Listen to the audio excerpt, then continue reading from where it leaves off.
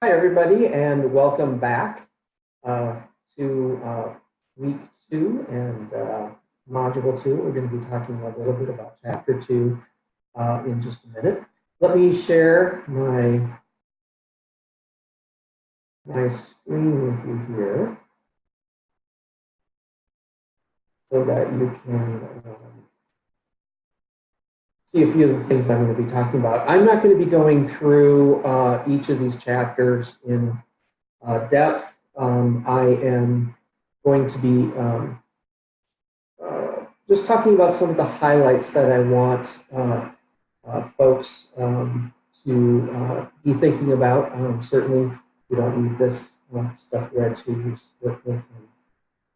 Read it yourself. But I just wanted to highlight a few things in this particular chapter. This is chapter 2, like I said. All of this information is available to you within the PowerPoint. It's interesting with tourism and travel that we're talking about this week. A lot of tourism and travel really started because of religion. When specifically Catholics went out and spread around the world doing pilgrimages. And still today, those the travel that these folks did paid off in a big way for them. I think of Mexico. It's one of the places that I live. I spend my winters in Puerto Vallarta, and the local culture of the folks that live there, it's amazing. I love living in Mexico. But they have a very strong Catholic religion, and it is due to the tourism industry, if you will, that started way back when, hundreds of years ago, and still has influencing today. So I think that's really quite interesting. A couple things, technology that has advanced us in amazing ways. I've seen it. I'm a little bit older than most of you. I'm in my 50s, and when I was a kid, when you were going to take a plane someplace, and by the way, boy, I think I was at least 15 before I ever got to go on a plane. It was something that was very luxurious, and it was very expensive back then. Times have big time changed. I remember when you got on a plane, no matter where it was to, you always had a meal, even if you were in coach. It made no difference. And good Lord, if you were in first class, you were going to really get something that was a meal and drinks and everything. Obviously, that's changed dramatically. It's much cheaper to fly today and to travel, but very specifically flight. And is very quick because there's so many flights all over the place, but it's more of herding cattle.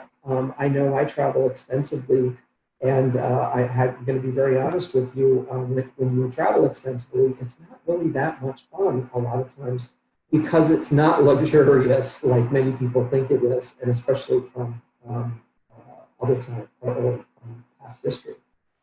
Some of the reasons that tourism and hotels and meetings and so on are still happening today is because we as social animals, we need interaction with people.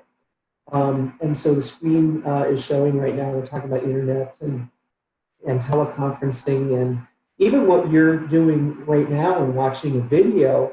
We didn't have that when I was growing up. We didn't have the internet. And when video conferencing started in hotels, excuse me, and in meetings of big corporations, many of us in this industry of tourism and travel were very concerned that our industry would be dramatically affected and that there would be no need for hotels and travel as much because of this technology. And actually the complete opposite happened. And we travel more than we ever have, and we have interaction more than we ever have, even though we have video conferencing. It's been really interesting what we thought was going to happen when this whole internet took off. And it really wasn't that long ago. I know some of you are maybe 20 years old and you had the internet since you were a little kid. It really is not that old. So it's been very interesting, and that's something fun to study is just really the last 20 and 30 years and how tourism has been affected because of technology. Population of the world, they talk about being 9.2 billion. And again, people are interacting like crazy. I mean, it wasn't that long ago. My grandparents, when they were kids, in order to go see the news, they had to go to a movie theater. And that news may be 2, 3, 4 weeks, 5, 6 weeks old. And that was the latest. As you all know, and most all of us are addicted to our phones, and we're constantly being able to see things happening live. And we know about news and things that are happening very, very quickly. So our industry, our world has changed truly dramatically because of technology, that's for sure. There's so many different reasons why people travel. It's endless.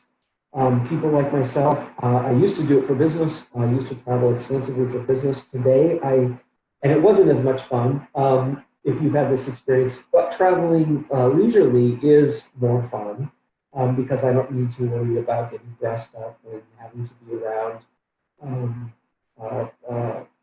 meetings and so on and being on top of it. So when I travel now, it's almost always because of leisure and I can take it easy and take in the culture, which is a lot of fun. There's no question about that. Sustainable tourism. This is a concern, and hopefully you'll be able to take classes in the future where the entire course is about sustainable tourism, and that is sustaining many of these places that people go and visit. For example, going to the shore or a beach where there's dunes and people being on the dunes and those dunes being destroyed, or going rainforests mentioned on the screen, rainforests being demolished in the Amazon. Are they going to, is this a sustainable places to go, and are people going to be able to go there in very large numbers? So all things to think about when it comes to travel and tourism. The last thing that I really want to talk about is what travel and tourism is. And for me personally, the tourism industry is a big umbrella.